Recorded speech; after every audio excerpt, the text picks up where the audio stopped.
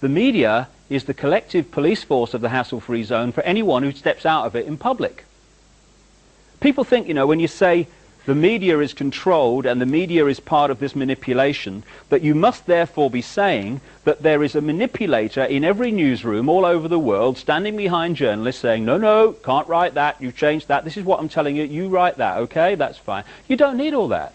Once the structure, the mindset is there, then the media just does it without manipulation, although there are key people like media owners and stuff that are certainly kind of involved in what I'm going to talk about tonight. But in general, what does the media do?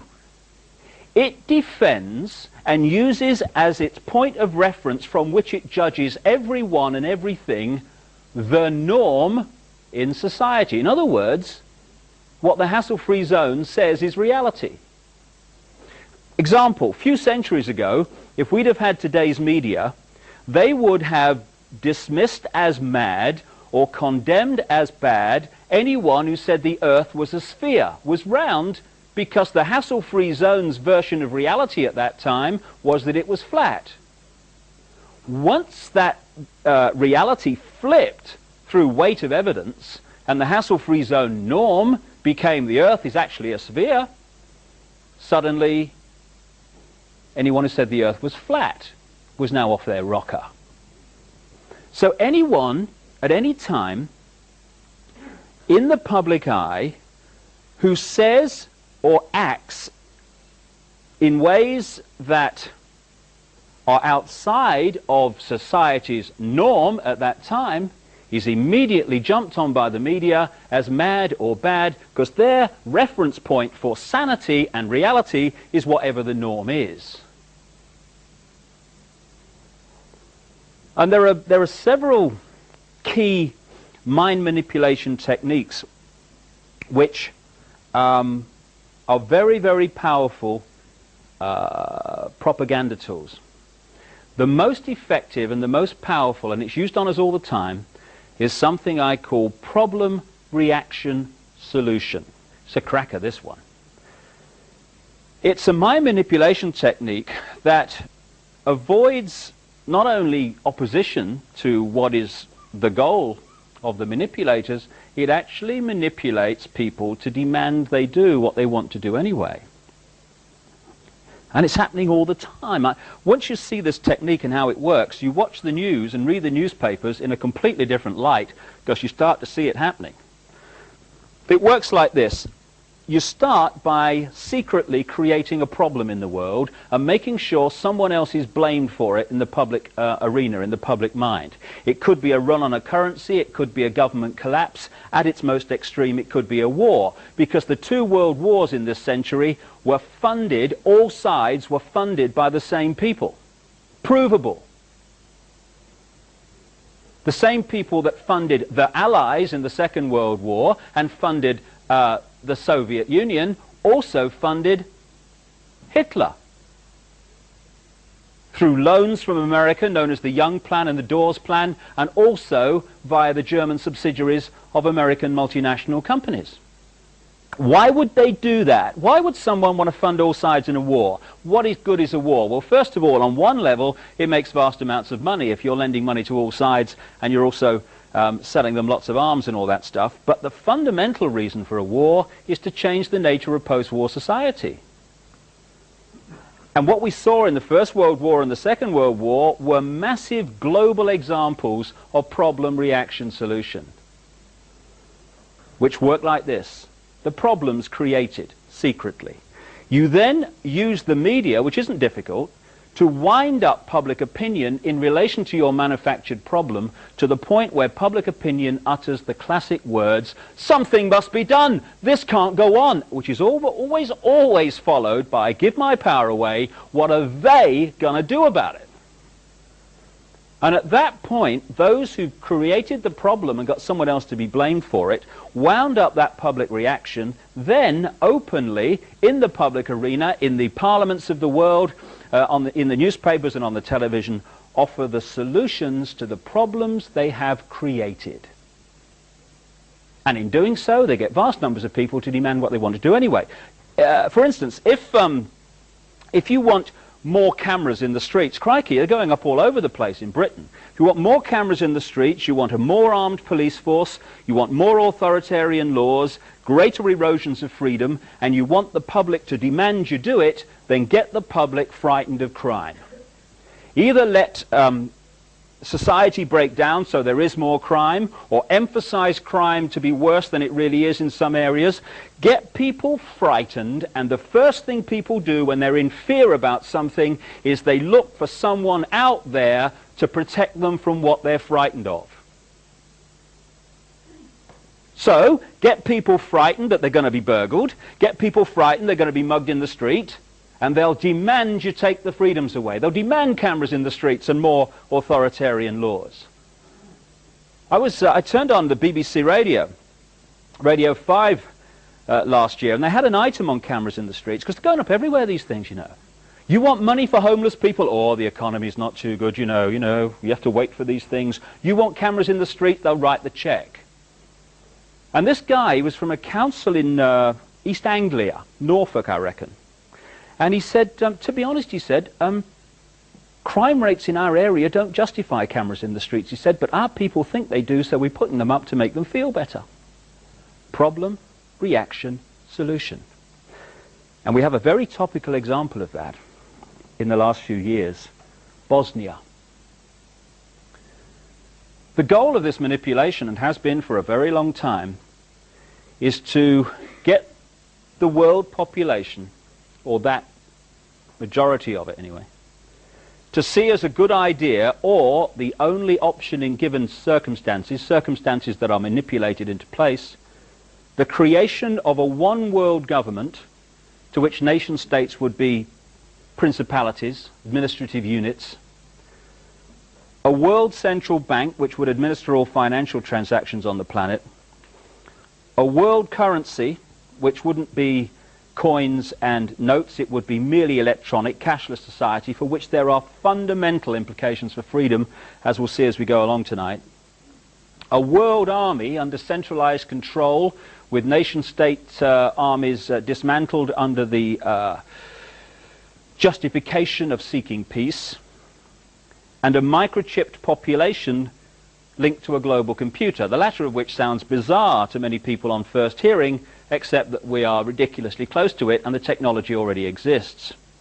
So if we take one element of that under problem, reaction, solution, the world army, and relate it to Bosnia. Under this mind manipulation technique, the last thing you want is for the status quo in Bosnia, whatever it is, to be working, because then you haven't got a problem and you're in real trouble. So you make sure the United Nations peacekeeping operation is not only shown globally to be ineffective, it's actually severely embarrassed. Problem. The more horrific pictures come out of Bosnia, and my goodness me, they have over the last few years, understandably, the louder comes the public and political reaction. Something must be done. This can't go on. What are they going to do about it? And what has been the solution? A 60,000 strong world army under centralized control, the biggest multinational force assembled on this planet since the Second World War. Exactly what the manipulation requires. And later I'll put forward some more evidence to suggest that that is exactly what the goal of Bosnia is. Starting a war is a doddle. You know, there's no one in this room, I would say, that wants a fight tonight. Okay, fine. But I could go into this audience and I could start a fight with somebody. They would defend themselves.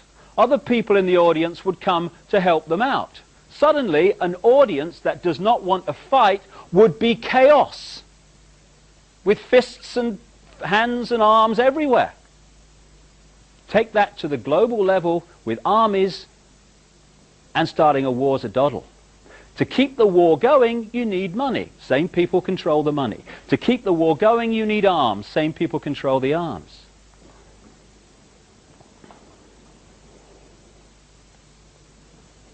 The way that this can be done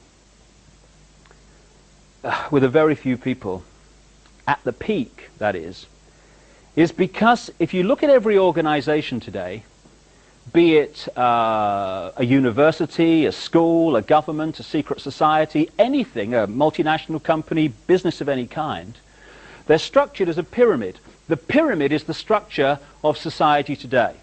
I believe that we're actually moving in this spiritual awakening that's going on now from the pyramid to the circle, which is a very, very different way of people contributing to society. But at the moment we have the hierarchy, the pyramid, which works like this. In any organization, you've got a very, very few people at the peak of the pyramid. That very few people know exactly what that organization's about, what its real agenda is, what it's really trying to achieve. The further you come down from that peak in any organization, you're meeting more and more and more people who know less and less and less and less about what the organization's really about. They only know their part. The CIA call this compartmentalization, keeping from everyone else in the pyramid how what they're doing in apparent innocence links in with what other people are doing in apparent innocence to produce a very sinister pattern. I was talking to a guy who worked for 20 years at the listening station at Cheltenham, GCHQ. And he was telling me that that building is actually structured under this process of compartmentalization. If you work at GCHQ, you have an electronic card which only gets you in that part of the building where you work. You can't get anywhere else. So the only people in GCHQ who know everything that's coming in, how it fits together and what's really going on, what the real pattern is the very, very few people at the top. This is how it works all along. The Freemasons are a classic example of this. When you say that the Freemason secret society is involved, people think that you must be saying that every Freemason wants to manipulate the world to global dictatorship. Utterly ridiculous. Of course they don't. But if you look at the Freemason structure, the vast overwhelming majority of Freemasons in the world, you know, the ones that go down the local lodge and roll their trouser leg up and show their left thing or whatever, you know. Strange. I've always wanted to do that. It'd be a bit of fun. They never get higher than the bottom 3 levels of degree, the overwhelming majority. But in the Scottish rite of Freemasonry, which pervades much of world politics, particularly in America and other areas, there's another 30 degrees above that to the 33rd degree, which the vast majority of Freemasons never get near.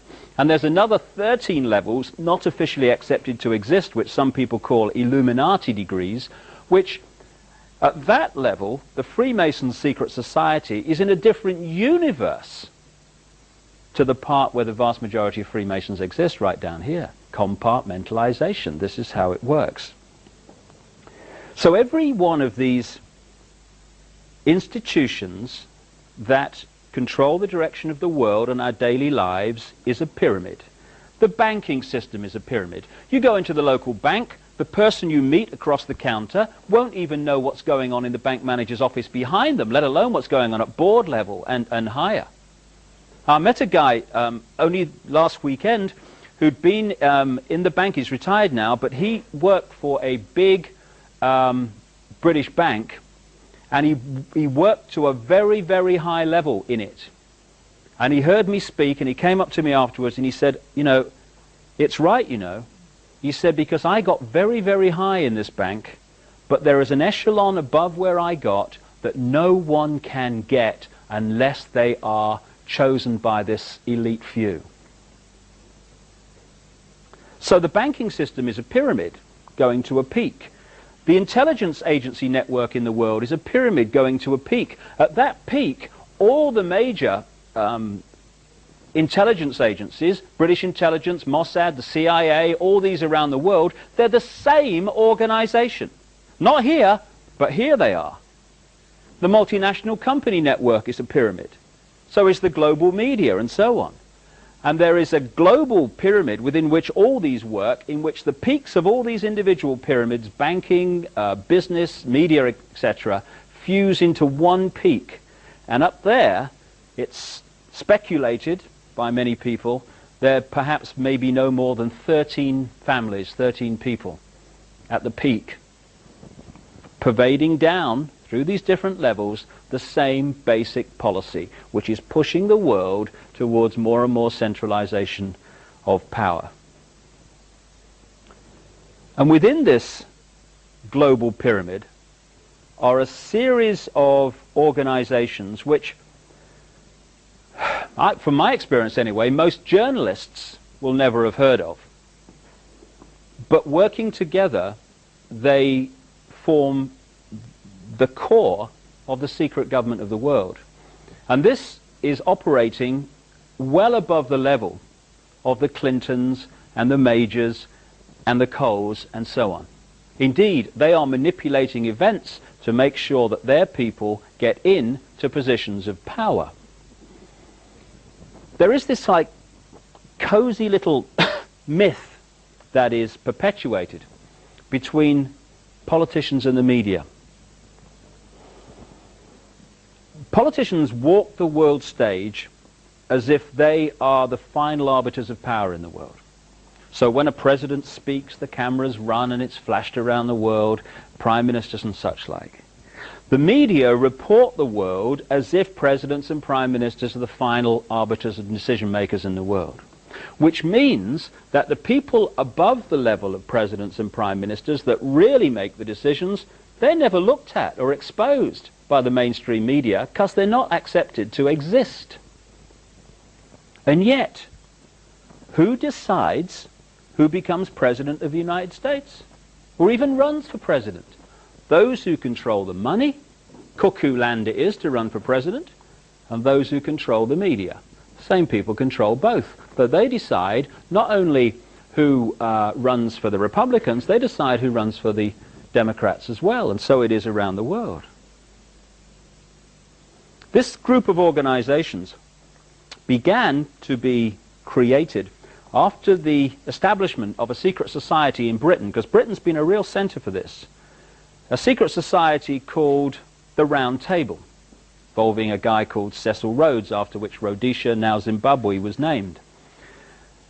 In 1919, the Versailles Peace Conference, the American members of this Round Table Secret Society, who just happened to be, merely coincidental of course, the main players behind the American government that went in and fought the First World War, met at the Hotel Majestic in Paris with the British members of this secret society, which, yet another coincidence, just happened to be the key members of the British war cabinet in the First World War. And they decided to start to create offshoot organizations which, working together, would constitute the secret government of the world, or a big chunk of it. The first of these organizations was set up in London in 1920, called the Royal Institute of International Affairs, also known as Chatham House. Again, these organizations are pyramids, with most people involved in them not realizing the real agenda. And all these organizations are projected at the world as this term that's emerged over the last 20 years, think tanks, debating organizations. In 1921 came the next in these organizations. The American version of the Royal Institute was known as the Council on Foreign Relations. Now, since 1921, virtually every president of the United States has been a member of the Council on Foreign Relations. The Royal Institute of International Affairs works to control British domestic and particularly foreign policy. Don't matter who's in, Labour or Conservative, same people run the show, which is becoming more and more obvious. And the Council on Foreign Relations in America is there to control and manipulate American, particularly foreign policy, but other policies also. After the Second World War, when we had more centralization of power, because we've had 2 wars in this century now, something must be done, this can't go on, what are they going to do about it? After the First World War, the world was more centralized in terms of power. After the Second World War, it was even more centralized. That was the game, that was the idea, the goal. In 1954 came an organization which today is probably the key organization in this network, called the Bilderberg Group. Bilderberg Group met officially for the first time in 1954 at the Bilderberg Hotel in Oosterbeek, Holland, under the chairmanship of a member of the Dutch royal family called Prince Bernhard, who has an interesting CV. He was, according to many published works, a member of the SS before the war, worked for German intelligence during the war, and then became a major shareholder of Shell Oil after the war. Present chairman of the Bilderberg Group is Lord Carrington, former British cabinet minister and foreign secretary when the mistakes were made that led to the Falklands War. He resigned as the result of those mistakes and was given the job as Secretary General of NATO. Nice work if you can get it. Lord Carrington and his buddy Henry Kissinger come up everywhere. They are two of the super gophers of this manipulation. They're not top of the pyramid people necessarily, though Kissinger is up there. They are people who go around manipulating into place the policies decided, playing one off against the other and such like. The Bilderberg Group, like all these others I talk about, have among their number the top people, and I mean the top people, in global politics. Not Fred Jones, MP for, you know, Margate East or something. Prime ministerial, presidential, ministerial and leader of the opposition level I'm talking about. The top people in global banking, the top people in the global multinational company network, in the global military. The Secretary General of NATO is always there. Indeed, it's a Bilderberg appointment, that post. The top people in the global media. The Bilderberg Group has a steering committee which meets all the time, monthly, usually in Britain, to discuss policy and keep this program going of centralization of power towards world government stuff, which incidentally the European Union is a stepping stone towards. And then once a year it meets somewhere in the world in very strict secrecy and has a big conflab with loads and loads of people from around the world coming in.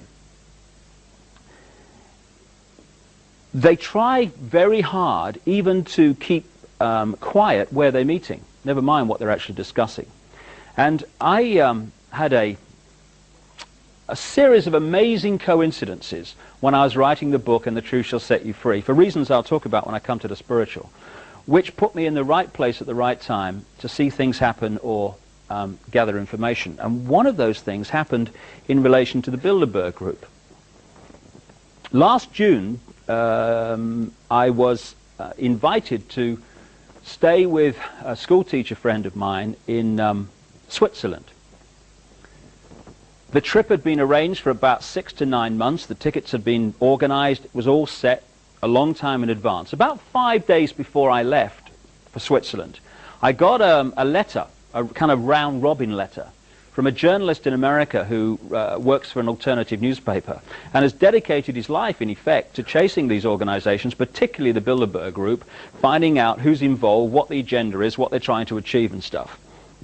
And even he, who does it full-time, often only finds out where they're meeting very late in the day. So I get this letter, and it said, I've found where the Bilderbergers are meeting this year. It's in Bergenstock, Switzerland, and it happened to be just down the road from where I was staying at the time I was staying there. Thank you, universe. So I turn up. It's 3 hotels, 3/4 of the way up this mountain at Bergenstock. $1,000 a night suites. I had a bag of sherbet lemons, as I recall. The Park, the Grand, and the Palace. And it's like summing out a James Bond. I expected, you know, the car chase to come past me any minute, that kind of atmosphere. Mercedes everywhere. And why is it, I wonder, that whenever there's Mercedes around, there's people like that, with shoulders like that, and big double-breasted suits like, and whether they've got bad memories, I don't know, but they've got little name tags on them, you know. It was obviously something was going on and being organized. So I enjoy the atmosphere for a while. I think it's very strange, and I leave. And then I come back on the last of the 4 days they met. What a difference. Now I can't get on the mountain leading up to the hotels because the road is blocked by the Swiss police right at the bottom of the mountain. Across the mountain are military lookout posts.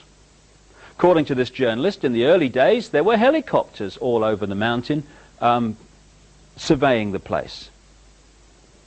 This is a private meeting of a private organization attended by many, many of the people we see on the news and in the newspapers every week, and actually have the opportunity to vote for in this democracy that we're supposed to live in. Incidentally, one of the great myths I feel we need to get over is the fact that democracy is freedom. No, it's not. It's a con trick. 50 people telling 49 what's going to happen in their lives is not freedom. Or in our electoral system in Britain, about 35 telling the rest what's going to happen is certainly not freedom. But freedom and democracy have become interlinked, so one means the other. So we're in a democracy, we are free, so we accept it, when we're actually in a tyranny. Anyway, I thought I'd play the ignorant tourist in Bergenstock, you see, which I did with remarkable aplomb.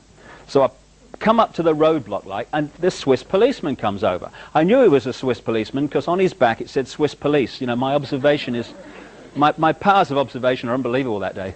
This is a nice man I'm talking to here, spoke very good English. And I said to him, look, I said, I came here the other day and I went up there, what's the problem today? It was very obvious he didn't know exactly what was going on, but I remember what he said. He said, it's top secret, no one up there before 5 o'clock. After that, you'll be able to go back to the hotels. Last day it was. Two things occurred to me.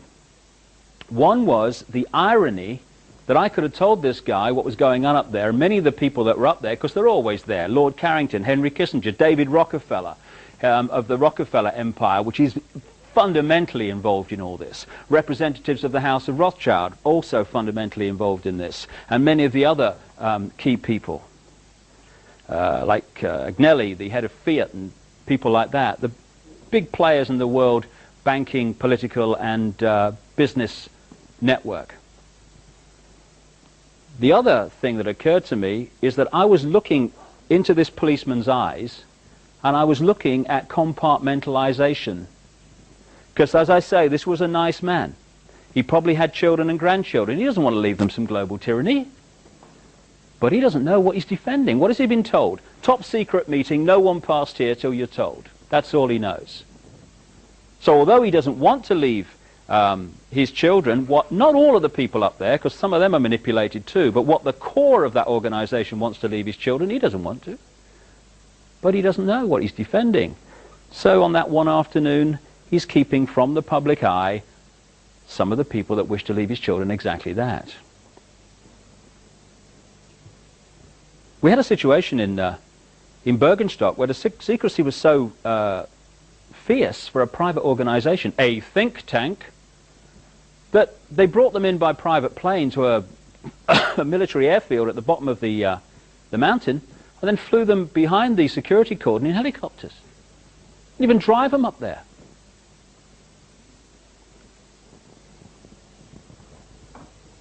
And it's amazing how if your attitude turns out to be the right attitude for the people that control that organization, how your career can soar after you're invited to these conflabs. In the 1970s, certainly outside of Britain, a virtually unknown, very little known conservative opposition spokesman called Margaret Thatcher started being invited to some Bilderberg meetings. She goes on to be not only leader of the Conservative Party, but leader of Britain, Prime Minister, right through the 1980s when fundamental changes were happening to British society through something called Thatcherism. Interestingly, on the other side of the Atlantic at the same time, purely by coincidence of course, we had Reaganomics, which just happened to be the same economic policies. Isn't life funny, all these coincidences? It couldn't just be that the same people made sure both were in power at the same time, because that economics was exactly what was required through the 80s as part of this plan for centralization on a global level. In 1991, even in America, a virtually unknown governor for Arkansas called Bill Clinton was invited to the Bilderberg meeting in Baden-Baden, Germany. Within a year, this guy is successfully running for President of the United States. In 1993, another relatively unknown Labour Party Home Affairs spokesman in Britain called Tony Blair was invited to the Bilderberg meeting in Greece, along with his opponent, the Conservative Chancellor, Kenneth Clarke, by the way. Within a year, Tony Blair is leader of the Labour Party and, barring a miracle, will become Prime Minister of this country. It's a great career move. The last 5 Secretary Generals of NATO, and I only know it's the last 5 because that's only as far as I've had time to check back. It's many more than that. The last 5 Secretary Generals of NATO, Bilderberg Group members. Manfred Werner, Joseph Luns, Lord Carrington, Willy Claes. The present one, Javier Solana, Bilderberger. And indeed, when they were discussing who was going to be the new Secretary General of NATO, it was between 3 people. Javier Solana, Bilderberg Group, Uwe Ellemann-Jensen of Denmark, Bilderberg Group, and Ruud Lubbers, the former Dutch Prime Minister, Bilderberg Group. The head of the World Bank and many of his predecessors, James Wolfensohn, the World Bank, whose investment policies in what we call the Third World have created human and environmental mayhem for decades, Bilderberg members. And one of the big Bilderberg policies since 1954, indeed before, 54 was when it became official, has been, wait for it, the creation of a European superstate with one central bank, one currency, centralization of political power, and encompassing the former Soviet Union. Who is the biggest voice in Europe today saying we must not fall behind the time scale for the central bank and the currency in Europe? Chancellor Kohl of Germany, long-term Bilderberger, as were many of his predecessors as Chancellor of Germany. Who took us into Europe? Edward Heath, Bilderberger. Who supported him from the Labour side? Harold Wilson, Bilderberger. Roy Jenkins, Bilderberger. Dennis Healey, long-term Bilderberger, was at the first meeting in 1954. Who supported going into Europe and staying in Europe from the liberal, the third party perspective? Joe Grimond, Bilderberger. David Steele, Bilderberger. Paddy Ashdown, Bilderberger.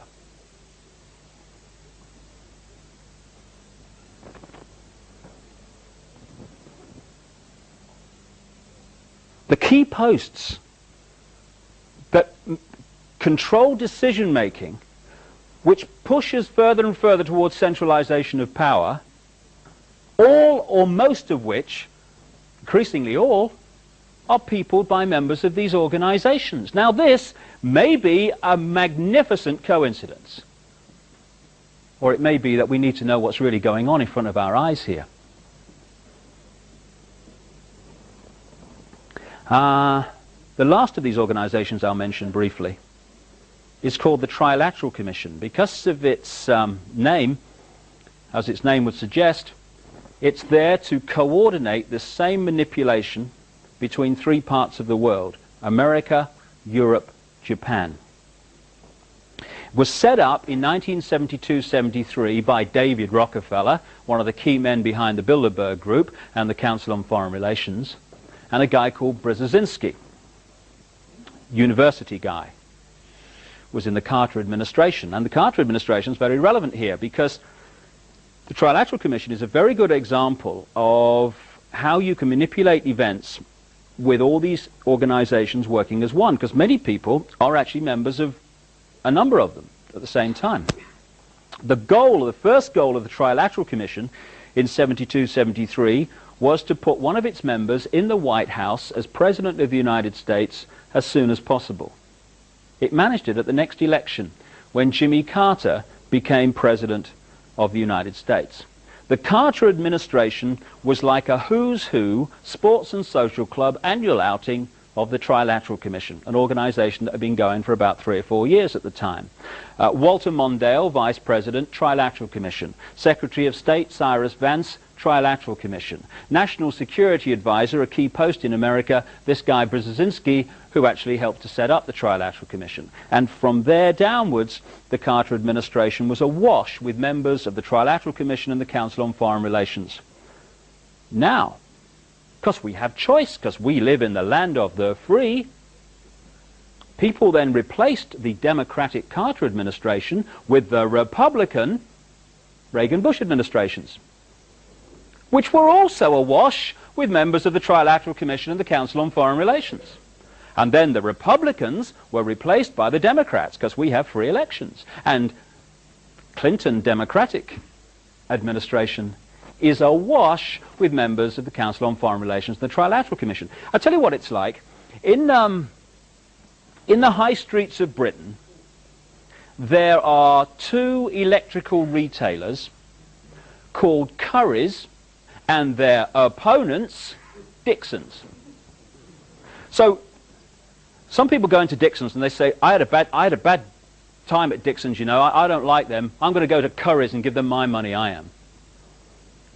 They're owned by the same people. The 2 major roadside restaurants in Britain, Happy Eaters and Little Chefs, owned by the same people. The competition is actually an illusion. Different name above the shop front, same people with their hands on the wheel. That's what happens in global politics.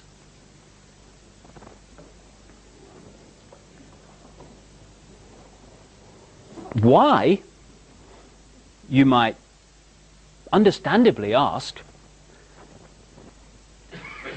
aren't we told about this by the global media? Why aren't we told about these meetings which the alternative media can find out about with difficulty, but they can? And the common themes between people who are in the major positions in the world. How people from apparently different sides in politics who argue in public are actually attending the same meetings of organizations with a proven agenda of world government, world central bank, world army, world currency, microchip population.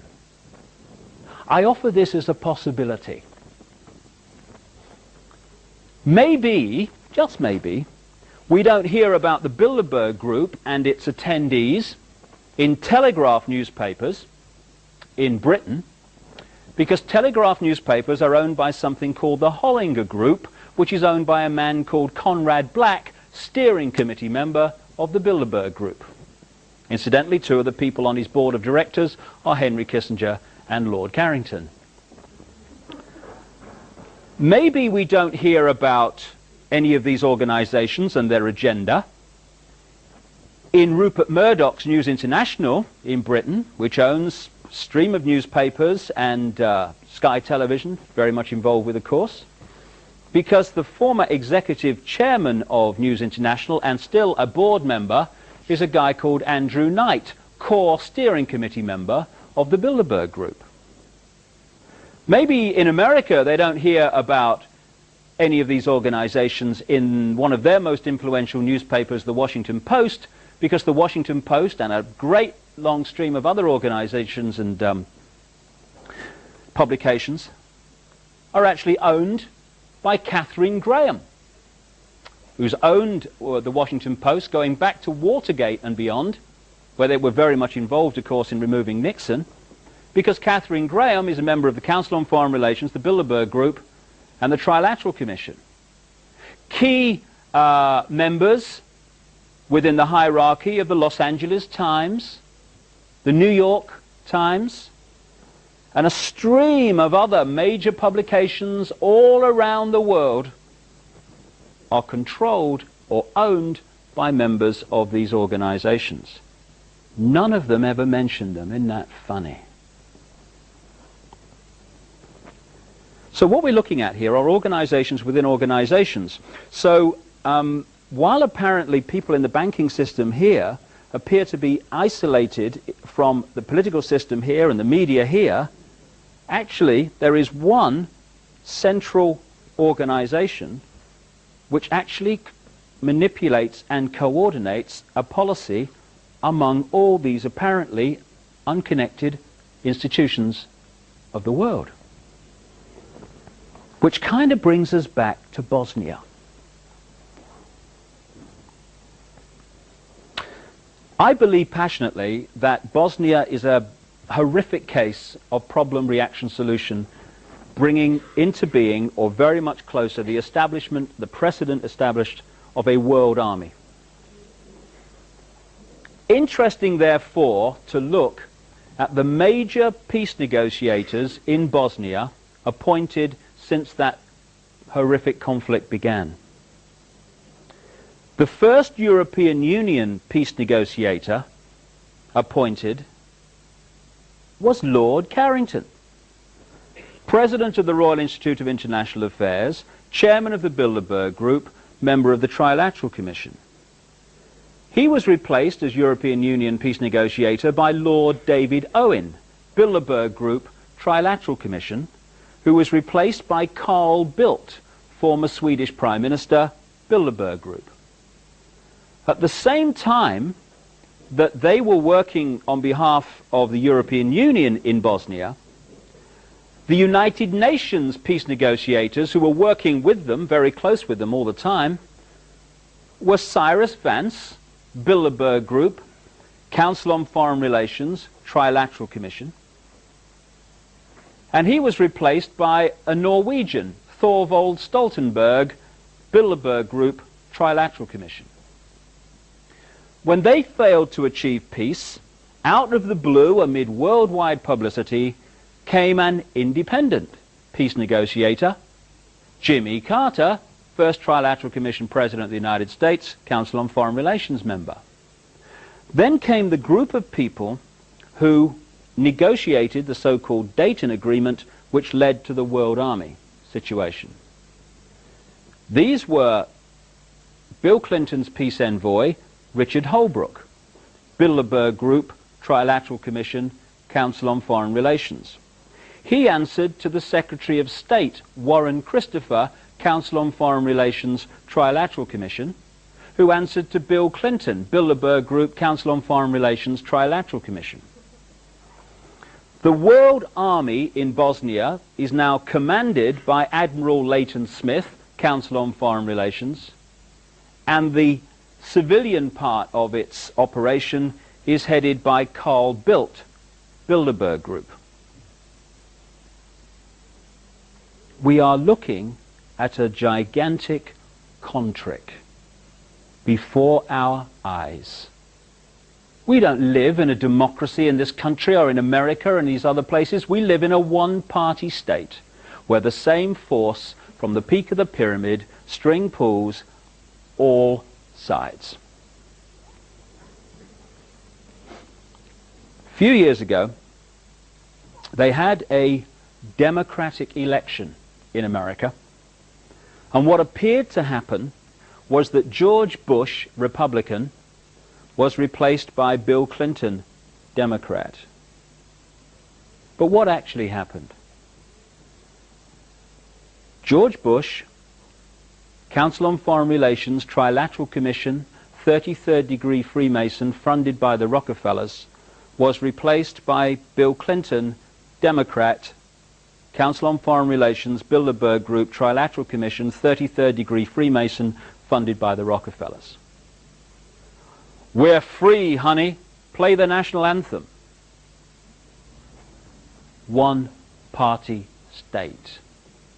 Different names above the shop fronts, same people control whatever. Which is why, as we all say all the time, it doesn't matter who you gets in, they still do the same. Of course they do. Because the same people are string pulling the whole show. Nothing for me sums up the scale to which we have conceded our power to control our own lives than the world financial system. I love this one, me. Now, one of the great diversion techniques that's used upon us is to make very simple things, which the world financial system is, sound ever so complicated. So what we have almost every night on the news, we have economists wheeled in front of television cameras, surrounded by computer screens, talking in a language we don't understand. I think it's the Chancellor's M3 policy. I thought the M3 was a motorway. I don't know, something to do with money apparently, I don't know.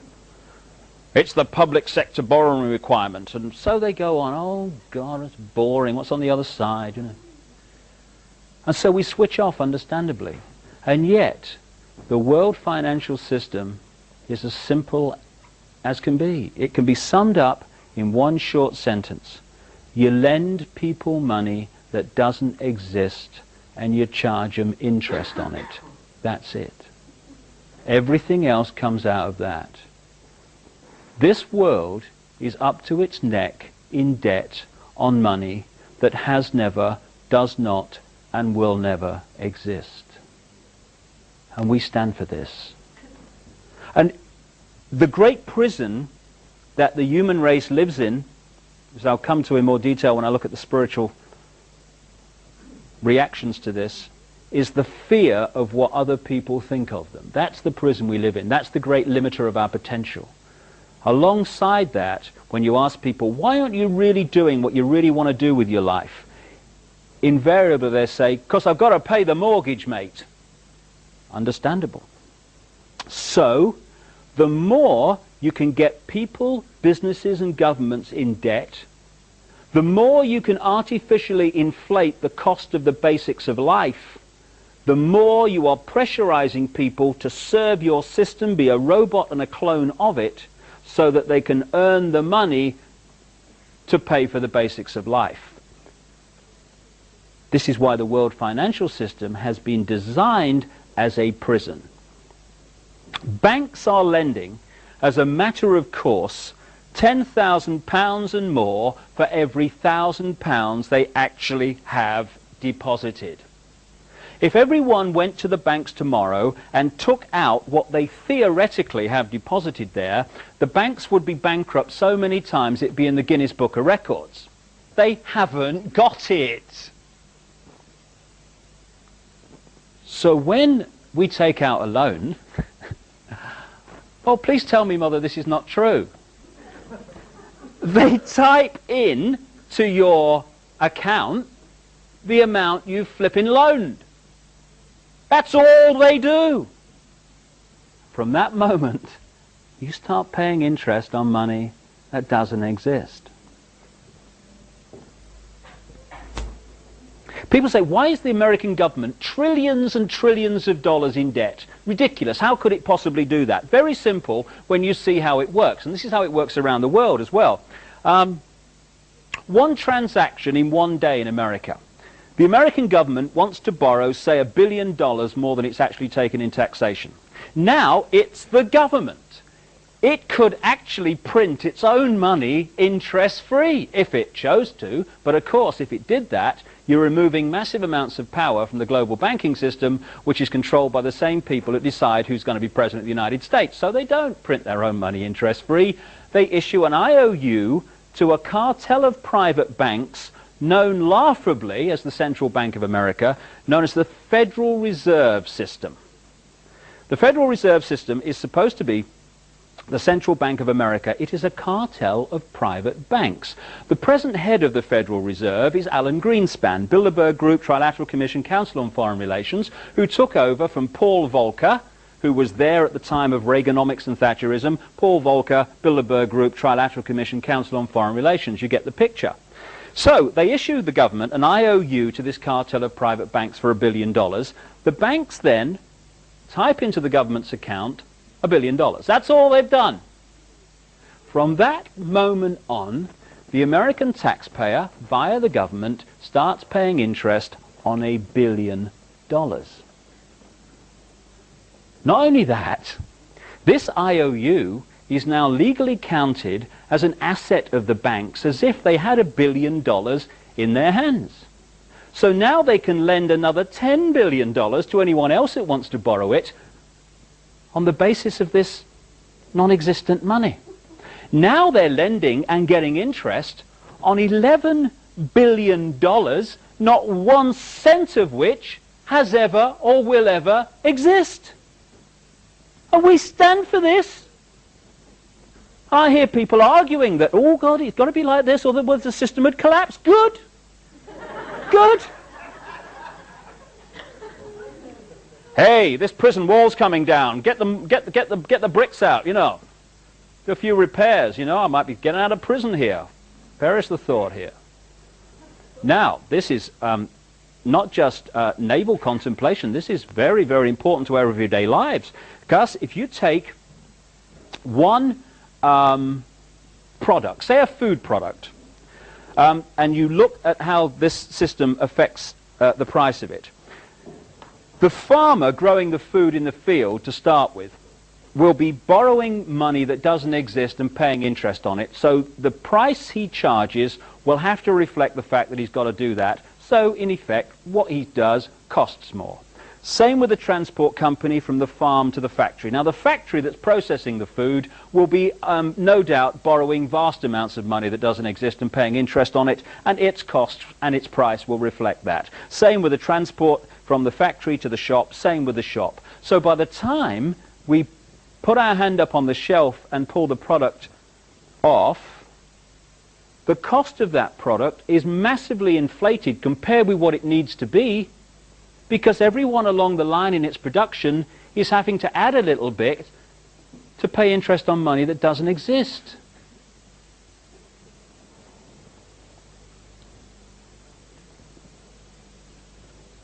Wake me up.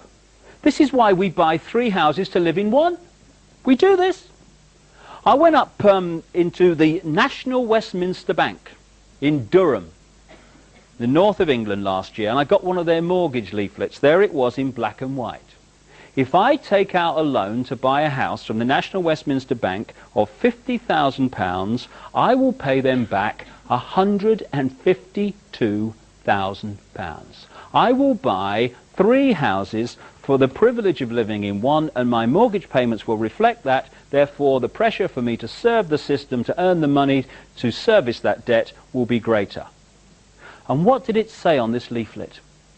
The National Westminster Bank, we're here to make life easier. Great question, that I found anyway, because all this is flipping opened up to me in the last few years. I didn't come out the womb saying I know it all. I can see what's going on. It's just information that's opened my eyes in the last few years. And one of the questions that I've realized opens up so much, it's a very simple one. Who benefits? Who benefits, for instance, from me accepting the version of events about the Oklahoma bombing and many other things that various media organizations and official governments and stuff are telling me is the right version of events? Who benefits? Well, who benefited from the Oklahoma bombing? Anyone who wants to centralize more power in the law enforcement agencies in America certainly has benefited from that. And as Bill Clinton said 24 hours afterwards, we must have an easing of restrictions of on the military's involvement in domestic law enforcement. Problem, reaction, solution. And there's so much about that Oklahoma bomb that has never come to light publicly in the main arena that I've seen, and I tell you, the government version of events is a farce and a complete lie. Anyway, who benefits from us buying 3 houses to live in one? Another part of that question. Well, say the house costs £60,000. The builder who actually creates the thing and makes it a reality, he don't benefit from me buying 3. He's paid out the 60 grand. He's paid out of me buying 1. The guy who produces the materials to the builder so he can build the house, he's paid out the 60 grand. Everyone who actually creates the house is paid out of me buying 1. One person and one person alone benefits from us buying 3 houses, sometimes more, to live in one, and that's the guy who's lending us money that doesn't exist and charging us interest on it. And we stand for this.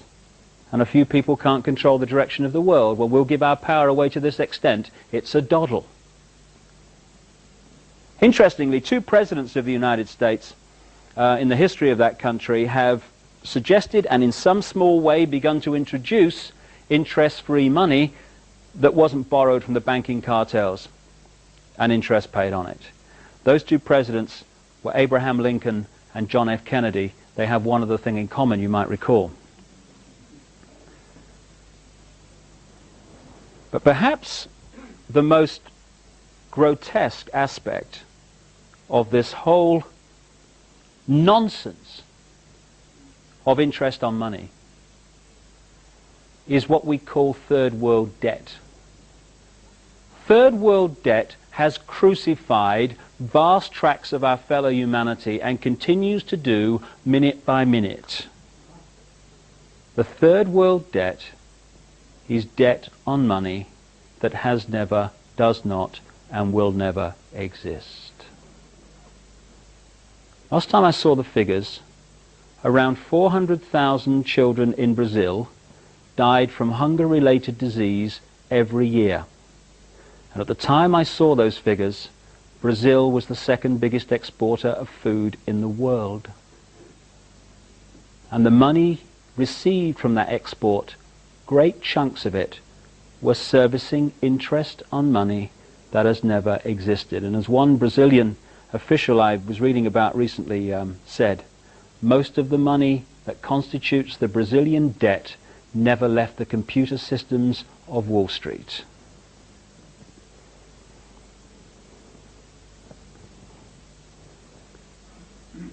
My God, it's time for a turning of the tide.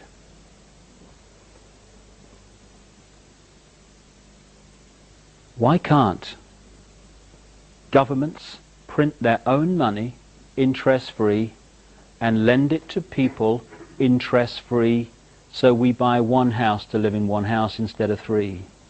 So we don't have to inflate the price of everything because everyone's got a service interest on money that doesn't exist. Why? Because it's possible. The will is not there. And why is it that no political party that I've come across anywhere in the world that has any chance of forming a government is actually suggesting that that be done? Because the same people that control the banking system control the political system in the global one-party state.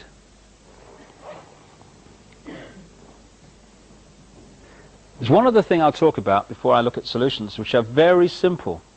Very simple. And that's the microchipped population. That's the one that probably sounds most bizarre, as I said earlier. But it is so close. We're already microchipping domestic animals as a matter of course. The Queen's had the corgis done. Did you see that? Last year, she's had the corgis microchipped and linked to a computer. Prince Charles, next you watch. It'll be sort him out. Funny. The technique that is being used to bring in the microchip population is another major mass mind manipulating technique. I call it the stepping stones technique. And a very good example of that is the European Union and what they have in America, the North American Free Trade Agreement, which is a free trade area, which is where the European Union started out, if you recall, and also what's happening in another free trade area in the Pacific Australia area known as APEC.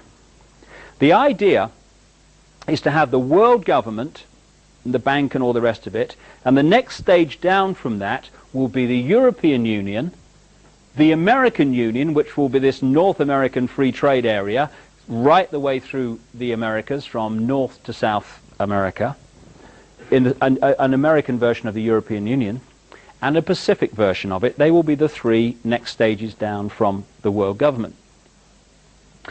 And the stepping stones technique is how they're being introduced. If you take the European Union, if you started out at the end of the last war, and what we're heading to now had been suggested, one bank, one currency, centralized control of a superstate, understandably, I know what my father would have said, who fought in that war. Excuse me a minute, can I just have a quick word here? We've just spent the last 5 years with 55 million people killed and many more severely injured to stop that happening. And you're asking us to do it without a bullet being fired. You must be joking. Go and have a cup of tea. So, what the stepping stones technique does, although it knows where it's heading, it does it in stages.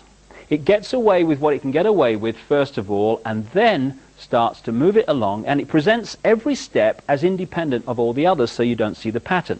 So what was suggested after the last war, not a European superstate, because that had no chance at that time, it was the common market, just a free trade area, ladies and gentlemen, nothing to worry about. And by the way, if we don't join, we starve. Little problem like that, you know. Well, we better join then, I guess, you know. So, suddenly, some of the states of Europe start to fuse their economies together in a free trade area. Now we're in the web, because it's suggested very strongly that if anyone pulls out, there will be economic chaos, certainly in the short term. So now we're in the spider's web. So the process then starts of evolving a free trade area into a European centralized superstate. And first, we start having commissions which start dictating to nation states. Then we have talk about the central bank. And interestingly, you know, one of the things that was put forward to justify the one currency was the currency chaos in Europe. Like when the pound fell out of the European monetary system after the government had spent a colossal fortune trying to keep it in there a few years ago. Well, you know, this currency chaos, one currency would sort this problem. Interesting, therefore, that the person who attacked the pound and caused that chaos was a frontman for the House of Rothschild called George Soros, a world currency speculator. George Soros, Bilderberg Group. The Chancellor at the time, who spent all that money and eventually pulled the pound out of the monetary system of Europe, was Norman Lamont, Bilderberg Group.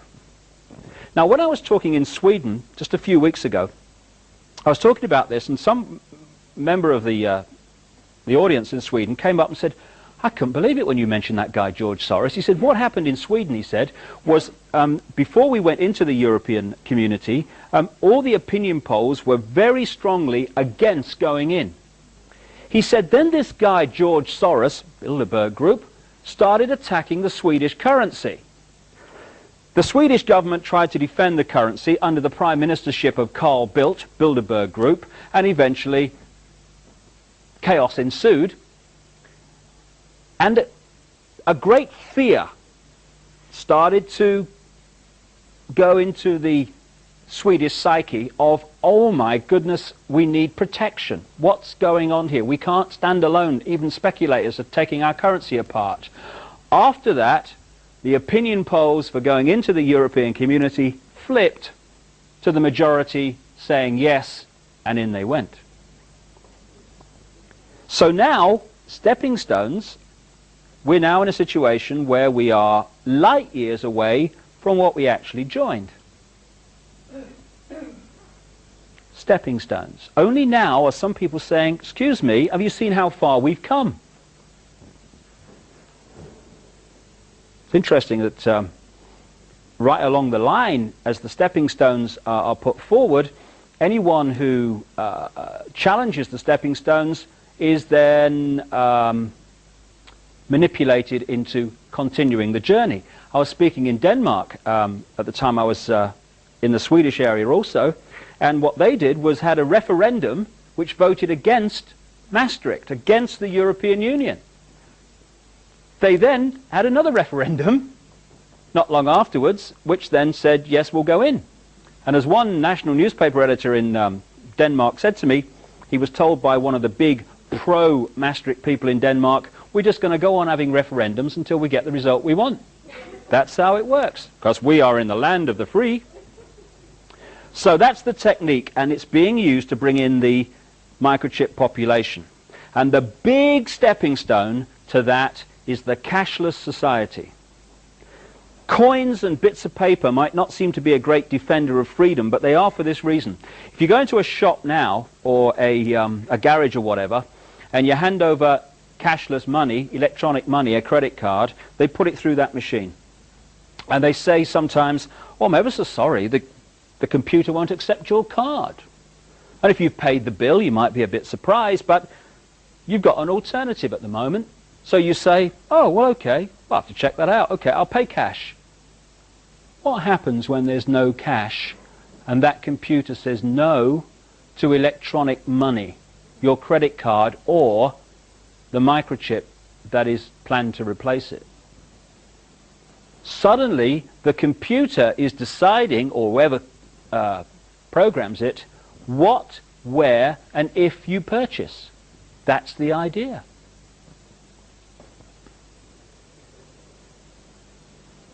And if there's one thing in all this that is most important to reject, in my humble opinion, it is microchipping of people, because the implications are enormous. Some electronics people who've seen this sort of thing emerging have started to speak out. I've been reading some stuff by a guy in America called Carl Sanders, an electronics wizard. And he's pointing out that, in fact, he's talking himself about his own experience of attending meetings in America and Europe, attended by Henry Kissinger and the CIA, into microchipping of people. Not is it right, is it moral, but how do we get them to accept it? And as he points out, once people are microchipped, it's not just messages going from the microchip to the computer that should concern us, it's what's coming the other way. According to him, they can create, through this means, mass hysteria, mass depression, in other words, manipulate our emotions, and isolate one microchipping, one person. I got some idea of the possibilities when I realized how Sky Television works. You know, the satellite television network we have in Britain. Well, if you want to join the Sky network thing, okay, you send your money off or whatever, and they send you a card. And it's programmed to descramble the channels you've paid for. Very straightforward. But if you want more channels than you've paid for once you've got the card, you would think, well, I did anyway, that you would send them more money and they'd send you another card programmed to descramble the channels you want added to it. No, no. What you do is you pick up the phone and you ring their number. It's in Scotland, I think. And they say, okay, what channel do you? Oh, I'll have that second movie channel, mate. Thank you very much. Yeah. And they say, okay, put your television on the channel that you want. All fuzz, scrambled. So while you're still on the phone, they say, okay, just tell me what's happening to your screen. Only the channel appearing before your eyes, that's all. So I thought, how do they do that? I heard about it, gave them a ring. How do you do that? What they do is they send out a signal from this central, what do you call it, technology, I guess, and it goes to every decoder linked to the Sky system, but only your card with your number on it picks it up, it reprograms the card to take the new channel, and it comes up before your eyes. When you think there are two types of science in the world, there's the one that is taught in the universities and appears on the television, and there's another one that is light years ahead, secret science. What they can actually do compared with what we see they can do with things like the Sky Television example are vastly, vastly advanced. I wrote a book called The Robot's Rebellion, and I talked about this microchip population idea. And I've even been surprised by the speed of it. I turned on the BBC a few months ago, and whether you saw this, it was funny. Tomorrow's World, you know the science program on the BBC? They had this item on microchipped people, see. What they said was, there's this problem with health records. I thought something must be done then, I suppose. The problem, apparently, was that they don't keep health records for long enough. So they're suggesting microchipping people with their health records to overcome this problem. Now, I never went to university, but I can actually see a solution to the problem of not keeping health records for long enough. Keep them longer. There you go. Let's all go and have a cup of tea. That's that sorted out. No, no. No, no. No, that's too simple. We've got to microchip people. The other thing they said was that doctors would like to have access to medical records if people have an accident. So microchip them. So, takes things on. I don't know about you, but when I was a kid, my mother was always saying to me, "You have clean underpants on now, Dave, you might have an accident." You ever get some of that? Yeah. My mother's worst nightmare was not me having an accident so much as me having an accident with dirty underpants on. That was her worst nightmare. But all these years later, we've moved into the modern world. Now it's, you make sure you're microchipped, Dave, you might have an accident. Anyway, in this item, and I checked the date, it wasn't April Fool's Day or anything like that, they had this woman who had had an operation and had been microchipped with her medical records. "Oh, it's ever so convenient," she said. I'm eating the cushion in the front room by now, you know. And then what happens, you know, in the supermarkets, they got that thing they put across the barcode. Doctor walks into shop with one of them, rubs it up her front. Up on the screen comes this woman's medical records. I thought, I'm going to wake up in a minute here, you know. But at the end of the item came the key little clip, not very long, by the managing director of the company that's produced the technology, the microchip. "This is just the start," he says. "We can put on this chip medical records, financial records, passport details, social security details, prison record, the flipping lot." Exactly, that is the idea. And it's been moving along unmolested for a very long time, because its great power is secrecy. And when you think that so much of the mainstream media is controlled by the very force that wishes to bring it about, it's not surprising that so little of it has come out. But I feel we're now in a time of enormous change, a great jump in human evolution, and therefore an energy of change is bringing this stuff to the surface, and its secrecy, its great power, is being unveiled. And I certainly don't want to be seen to be condemning the people I have talked about. And I mean, I've heard some people who've investigated this without the spiritual balance, and they're saying, "Oh, hang 'em, hang 'em, hang 'em." Oh. Rubbish. The people involved in this manipulation are, yes, exhibiting their state of being at this time in their eternal journey. They are exhibiting their attitude to life and the state of their mind, okay. But they're also making a massive statement about us, which we would do very, very well to acknowledge and think about. I don't talk about the Carringtons and the Kissingers and the Rockefellers with hate in my heart or condemnation. I just think we ought to know what's going on so we can stop it going on.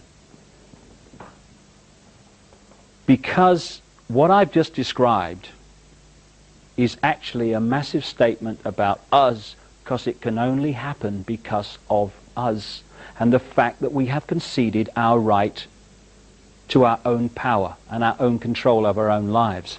And I'm going to talk for a little while about something that may seem to be totally unconnected with what I've talked about so far, but it is actually the reason it's possible, and it is the reason that we are the generations that are in the process of removing this nonsense and turning this planet from a prison to a paradise, which is what it really should be.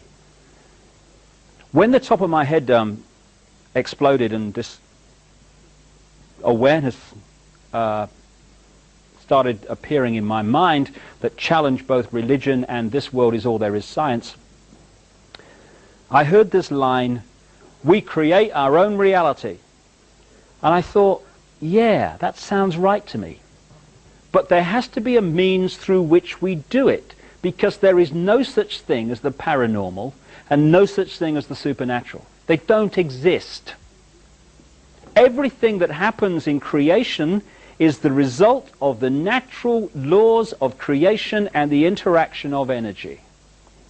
What we call the paranormal and the supernatural is merely that which the system wishes to push away. Because, again, I have this word I use sometimes, opposames. Opposames are people and organizations who appear to be in opposition, often appear to be extreme opposition, but actually they're just the same attitude to life with a different dress on. I love the far right and the far left. I love that one. The far right, as symbolized by Adolf Hitler, is into centralized control, military dictatorship, concentration camps. The far left, as symbolized by Joseph Stalin, the absolute opposite to that, is into centralized control, military dictatorship, and concentration camps. Yeah, great. It's great to have choice in the world, isn't it? And opposames also applies to religion and science, because they appear to be in opposition, but in one way they're exactly the same. They both survive only through the suppression of knowledge. What we call science, which I understand comes from a Greek word meaning knowledge, and much of our science is an insult to the word knowledge, because it's not about the pursuit of knowledge, it's about the defense of a belief system.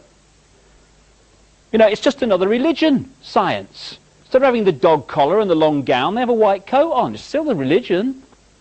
Open-minded science, now that's different. That is in pursuit of knowledge. And more, the spiritual and the open-minded scientific are speaking the same language, and that's the way we're going in this decade and beyond. But at the moment, mainstream science is defending a belief system. So it has this law of physics on which it's all based. And this law of physics says, this world is all there is, we're a cosmic accident heading for oblivion, life's a bitch and then you die. Cheers, that's great news. Yeah, thanks a lot, mate. Yeah, it's really good, that. So, anything that is experienced by people outside of this has to be explained away. Now, it could be explained away by the fact the laws of physics, as we have come to be told about them, are actually fundamentally flawed. But no, hold on. Them physics, they pay my mortgage. They give me my status in life. You know, they give me my credibility.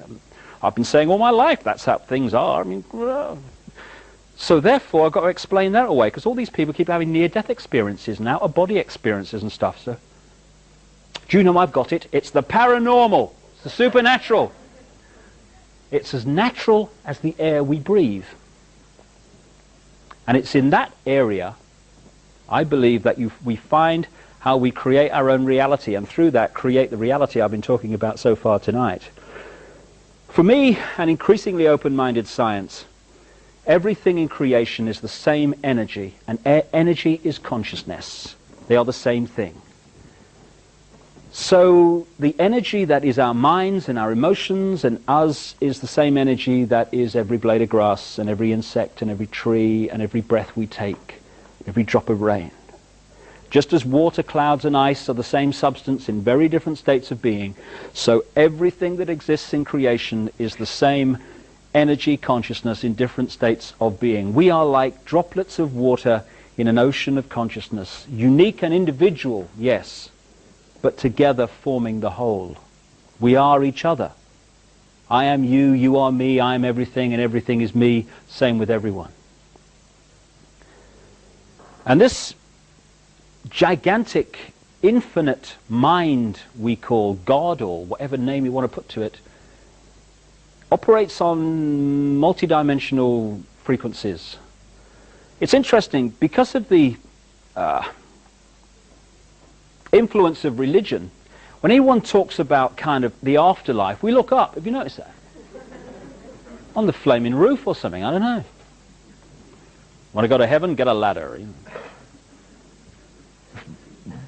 But for me, an increasingly open-minded science, creation is actually broken up into wavelengths, frequencies, sharing the same space. All the radio and television stations broadcasting to this area are occupying not just the space around my body, but the space my body is occupying. We're on different wavelengths. Therefore, one radio station, unless it's very close in its frequency to another, operates in complete oblivion of all the other wavelengths. Everything that exists in creation is sharing the same space that our bodies are occupying and our minds are occupying. What is that line we hear? The kingdom of heaven is within you. Everything that exists is within us. So when our consciousness, thinking, feeling, emotional us, that part of us that is eternal, enters the physical body, the genetic spacesuit as I call it, to experience this physical life, this three-dimensional frequency, world, dimension. We are not a blank sheet of paper. We are already unique. The unique sum total of all our experiences. And I've noticed this with my boy, Jamie, who's 3 now. Because my mind's been open to this in the period he's been alive, I've watched him develop. And he has manifested his own unique character, what he finds funny, what he finds fearful, all these different things without any outside influence. Because he wasn't born into this world as a blank sheet of paper. He was born unique. We're all unique. This uniqueness is broadcast out as a magnetic electrical pattern. For me, everything that exists is magnetic electrical energy. So, when people talk about hands-on healing, you get, it's the devil, or, bloody strange, mate, load of rubbish, mumbo-jumbo. What is hands-on healing? It's not faith healing, it is the passing on of electrical magnetic energy from one person to another. It's kind of interesting. I was reading a book recently called Where Science and Magic Meet, which was showing the scientific basis of the so-called paranormal, and it was pointing out that of the 285 standing stone circles in the United Kingdom still remaining, 235 are on the same types of rock, and they're all on or close to faults in the Earth's surface that produce a certain electromagnetic field. Of course, the ancients didn't know what they were doing, did they, you know? Because we're state-of-the-art now. So we're putting out this magnetic pattern which is unique to us. It is our sense of self. It is our sense of reality. There's an American comedian called Bill Hicks who summed up my whole attitude to life and everything, really, and what I'm talking about here in a wonderful line. He said, "Matter is merely energy condensed to a slow vibration. We're all one consciousness experiencing itself subjectively. There's no such thing as death. Life is just a dream, and we are the imagination of ourselves." And that, for me, is the key phrase. We are the imagination of ourselves. What we imagine ourselves to be is what we create as a physical experience, second by second by second.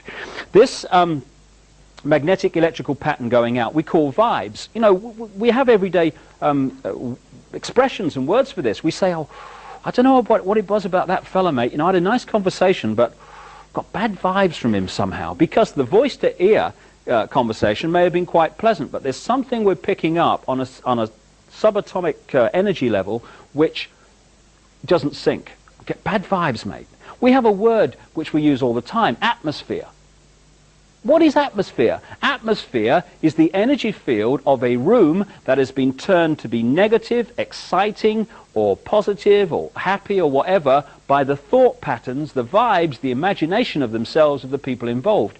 People go into an old house where there may be a lot of negative events, or they go to the site of an ancient battle, and they go, ooh, tell you what, mate, ooh, it's eerie here. Ooh, don't like it here. Something about it. We're picking up the energy, negative in that case, that has been created in that state by the vibes, the thought patterns of people who have gone through negative events there. Atmosphere, football matches, sports occasions.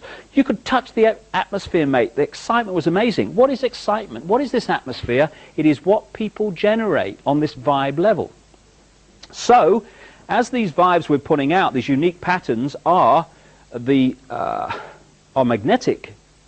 They are pulling in constantly other energy fields, which we know better as people, places, ways of life, experiences. In this way, second by second, we are creating as a physical event, physical experience, an exact replica of our subconscious imagination of ourselves in the people, places, ways of life we experience. We are creating our own reality. When I look back at my own life, from this perspective. It is amazing that whatever my physical experience has been through my life, it has been a replica of my imagination of myself at that time. Until relatively recently, I was angry, seriously angry. I didn't know why I was angry, but I was angry. I now kind of looked at it. I realized I was angry about my childhood, angry about my father, but I was angry. My life through that period was a series of angry confrontations. Because even if I was in a bar or in a room and I was kind of physically appeared to be relaxed, got a drink or something, my anger is still going out as a vibe, even though I appear to be quite relaxed at the time. I tell you, anyone who'd had a bad day, I got them. Anyone that was feeling a bit wound up, I got them. I was the person they picked out in the room. And my life was a series of angry confrontations, which created this kind of cycle. I got angry. I felt guilty for getting angry, which made me more frustrated, which made me angrier, which made me have more confrontations, which made me feel guilty, and so it went on, down.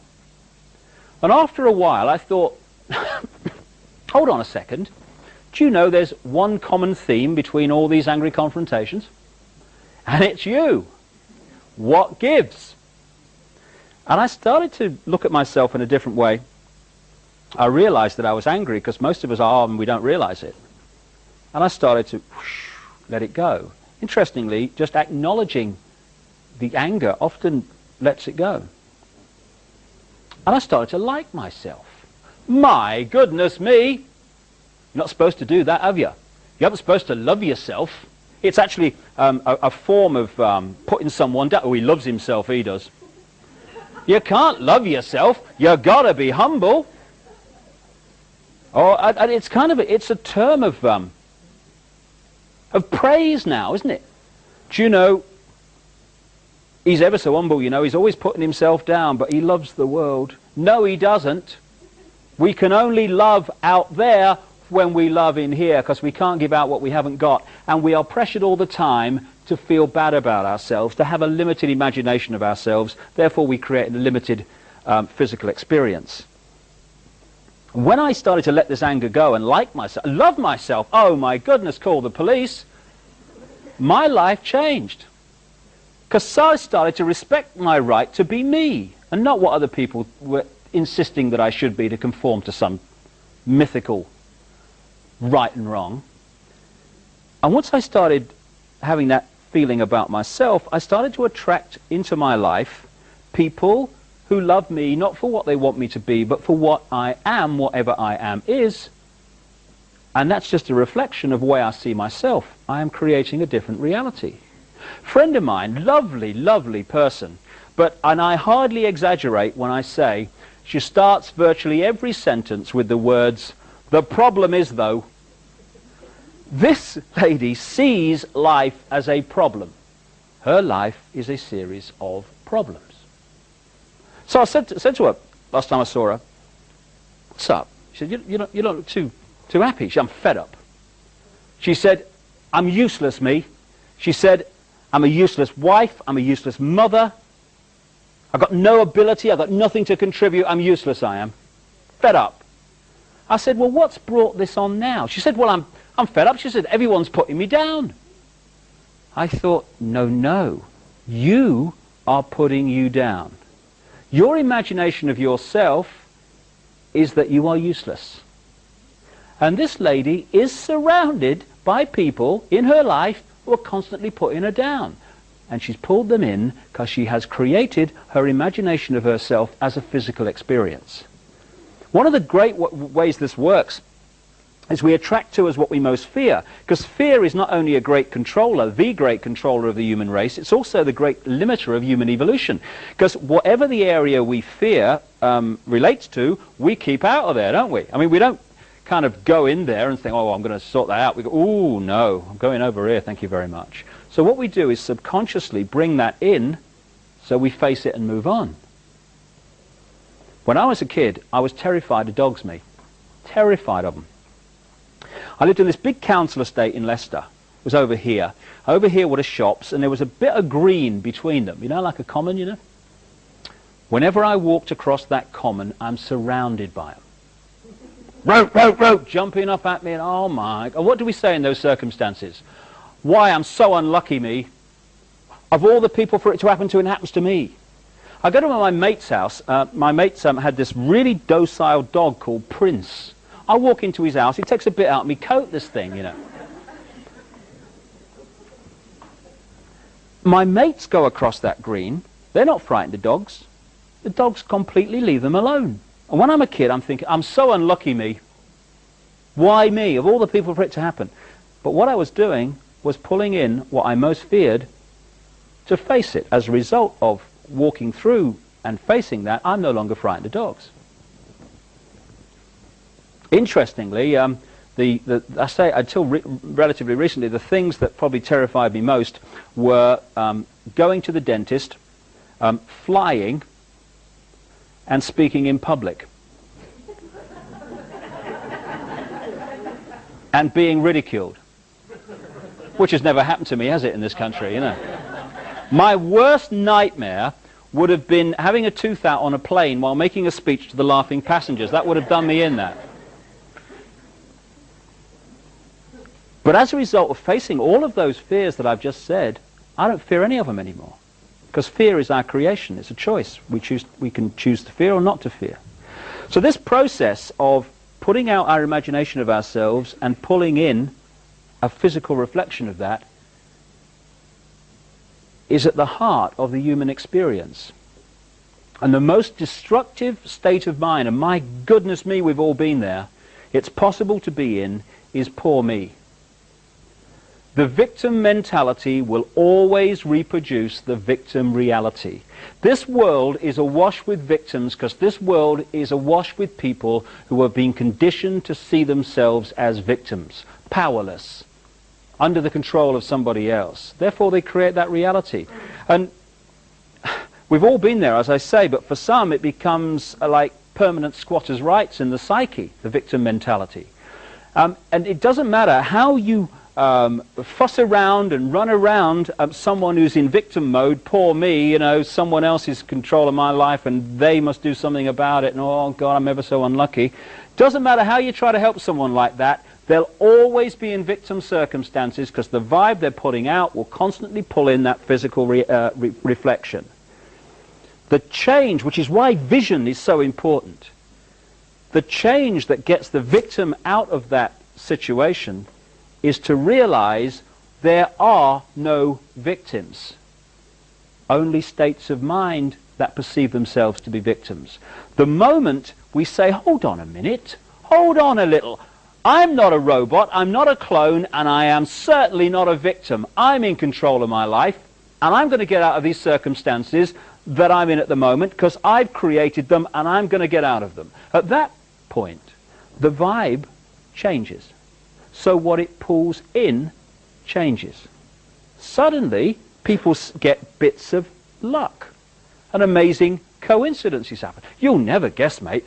It was ever so lucky. That guy came into my life at just the right time and helped me get out of that circumstance. I couldn't believe it. Not luck at all.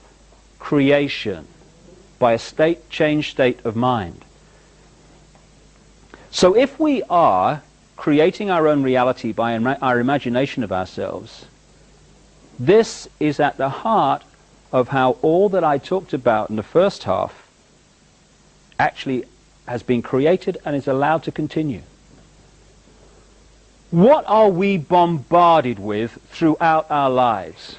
Messages about limitation, about the fact that we can't do this and I can't, I could never mentality. A fear of experience, because so much experience is denied to us by people saying, you can't do that, you shouldn't do that. Religion has bombarded the psyche with born sinners. Great start in life, that, isn't it? So we're constantly being hit by this sense of limitation. I can't, I could never, I'm frightened to. So we have a limited imagination of ourselves. I remember I was brought up on this big housing estate, and I was kind of conditioned to believe that because I was like working class, that my life was basically sorted. Because there were two types of people in the world. There was us and there was them, and as I was an us and not a them, that was fundamentally important and at the heart of where my life would go. I was born working class and I'll always be working class. Not planning to evolve then. No, all right. Limitation, limitation, limitation. And it manifests itself in this great line. The ordinary man and woman in the street.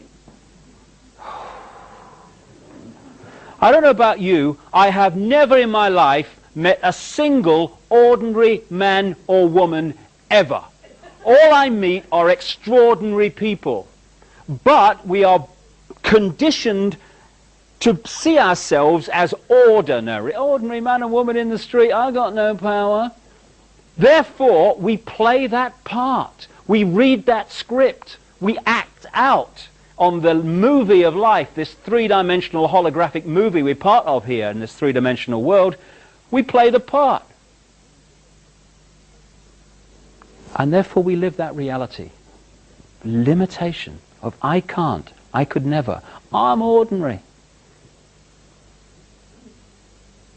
So we set up the circumstances in which those who see themselves as ordinary can be manipulated by those who realize the game. What I've sort of seen in this hassle-free zone that I talked about at the start, the hassle-free zone is also a pyramid. I was kind of interested to be invited last summer to the memorial service for the British comedian Larry Grayson, who I knew quite well for a short time. Very funny man. Something was said at that event which really sums up what I'm saying. Larry Grayson alone was a unique man, because the man who left the dressing room was the man on the stage when the curtains opened. They weren't two Larry Graysons. I remember him saying once, anybody watching this kind of video in another country, I'll give you an idea of Larry Grayson. He was on, I saw him once on a stage. He said, you know, last week, he said, I was all stiff down this right-hand side. He said, it was here. Ooh. He said, you know, this week, he said, I'm all stiff down this left-hand side here. He said, I can't wait till next week, can I, you know? Oh, she got it, though. Anyway, that's Larry Grayson. Great guy. Another comedian, Roy Hudd, did a presentation of Larry's life at this memorial service, and it overwhelmingly took the form of a story that Larry Grayson had told him of something that had happened when he was going round the variety halls of Britain years and years ago. And Larry was saying that he was in this all-male show, see, and there's one woman in it, and that's Larry Grayson dressed up, because he used to do that sort of thing, you know. And he said the producer of this show, he says, was very patriotic, he said. So the big finish was Rule Britannia, you know. Rule Britannia, Britannia rules the waves. Pass the sick bag, you know. And actually I said that in Portsmouth the other week, didn't go down well at all. Anyway, so what they had, this big finish, Rule Britannia. And he said what happened was all the men came on dressed as sailors, started singing, you know. And then as the music built up, they all got on each other's shoulders on the stage and they formed this pyramid, leaving a flat bit at the top. On walks Larry Grayson then, dressed as Britannia. Long gown, sword, shield, helmet, you know. And he gets manhandled up the top of this pyramid and he's on the top there. Rule for the big finish. Well, as Larry Grayson said, one night, he said, things seemed to be going rather well, he said. Then I noticed, he said, that the sailor in the bottom left-hand corner had got rather a cough, he said.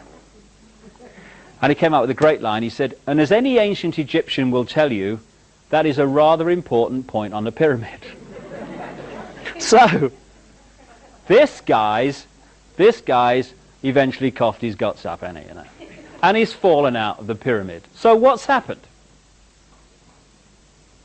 The stage is awash with tumbling sailors. Larry Grayson apparently is in someone's lap in the second row. Oh, hello dear, how are you? All right, yeah. Now, what has happened here? Larry Grayson, symbolic of the few who control the planet, has not done anything. An ordinary man and woman in the street has got a flaming cough. And the whole thing's come down because we have been conditioned to forget where the power lies in a pyramid.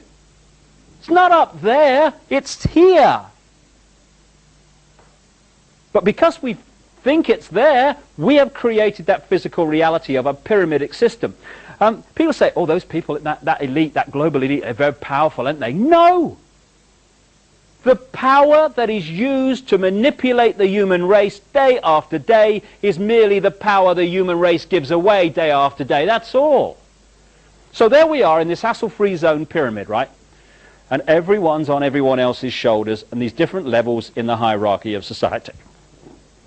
And each level saying to the one below, don't you move, you stay where you are, I'm depending on you. You know, if you walk out of there, the whole system will be collapsed, it'll be chaos, there'll be, oh, hunger, and oh, it'll be terrible. So, oh, all right, I'll have to stay here.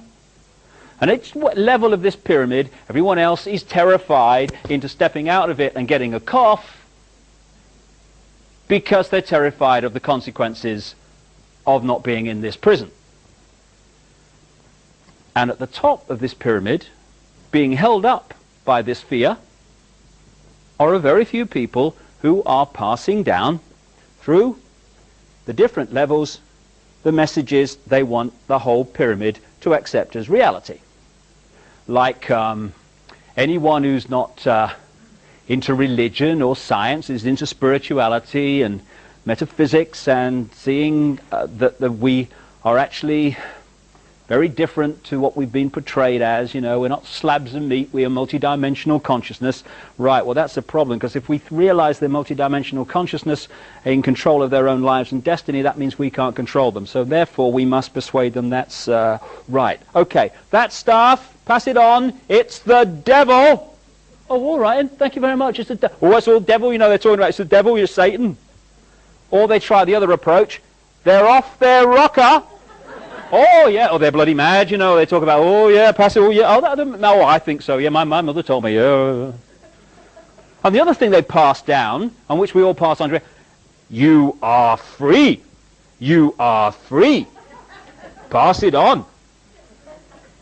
We're free, oh, great, we're free, honey, pass it on, we're free, oh, we're in a democracy, oh, yeah, it's great, we're free. Don't need to cough. Because we're in a democracy and we are free. But what are they actually saying, this freedom? They're actually saying, you are free to watch Noel's house party. For people in another part of the world, that is an insult, an intelligence insulting program, in my humble opinion, but never mind. They are saying, you are free to watch the National Lottery live and contribute to the latest form of taxation in this country. You're free to do that. You're free to watch the gladiators knock their flipping heads together.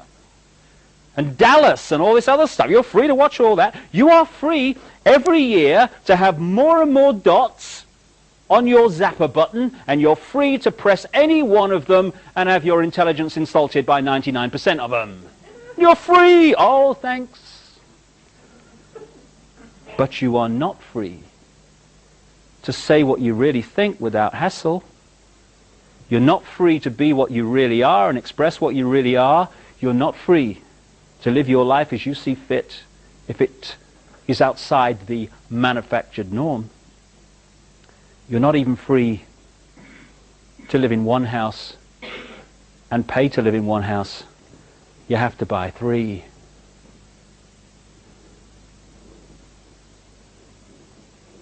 Three things for me would change all that I've talked about tonight and make it impossible, and would turn this prison into a paradise.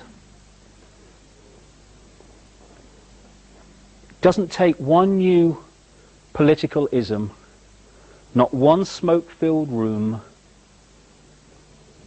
not one terrorist freedom-fighting organization, what a contradiction in terms, to change this world to a paradise. It just takes each of us to be who we really are and to express that uniqueness.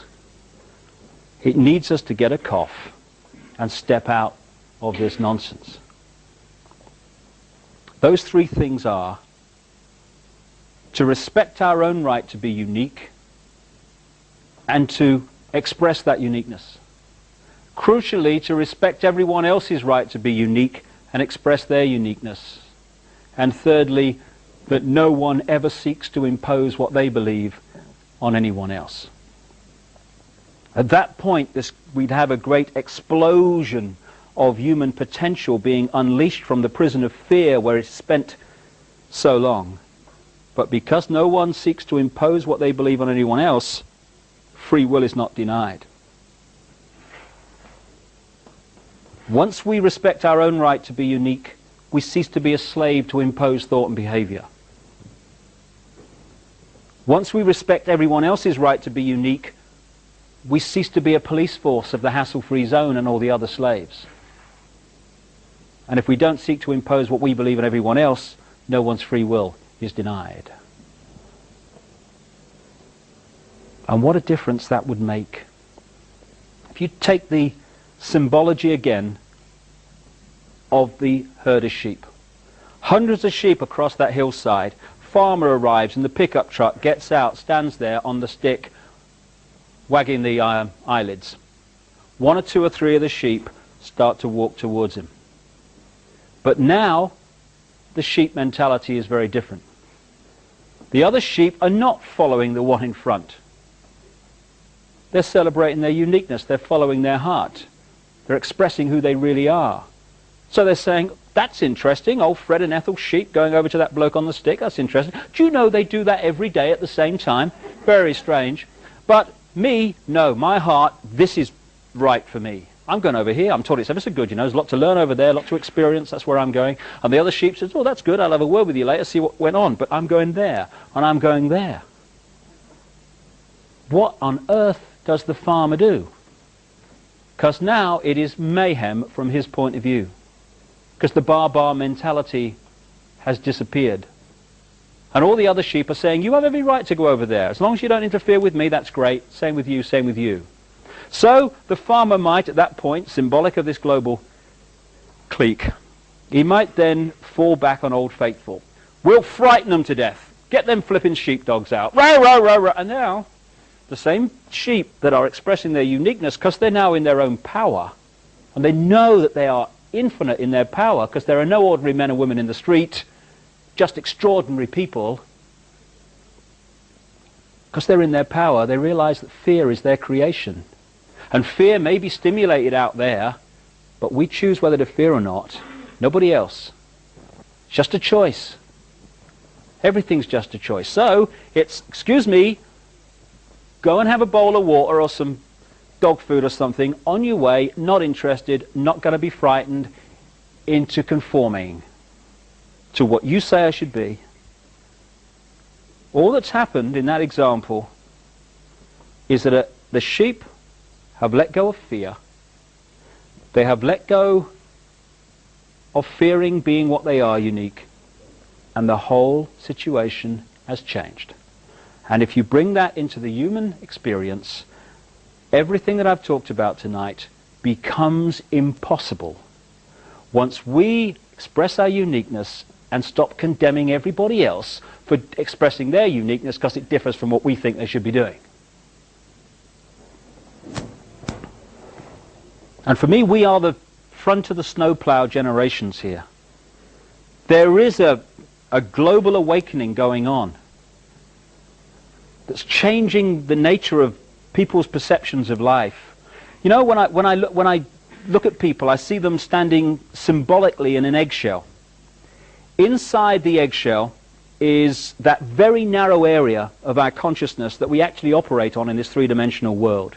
And that very narrow area, first gear as I call it, is a doddle to manipulate by messages hitting us through the eyes and the ears constantly. Outside of the eggshell is our multidimensional consciousness, not some other external entity, our own multidimensional I going on into infinity. An infinity of love, understanding, wisdom, knowledge. Because, you know, people say you have to seek enlightenment. I don't agree with that. Enlightenment's never gone away. Enlightenment is sharing exactly the same space as ignorance. It's just on a different vibration, that's all. What I feel, my view anyway, we need to do is not seek enlightenment, but remove the barriers that are keeping enlightenment out. And that is the eggshell. An eggshell made up of fear, guilt, resentment, lack of self-esteem, I can't, limited imagination of ourselves. Fear.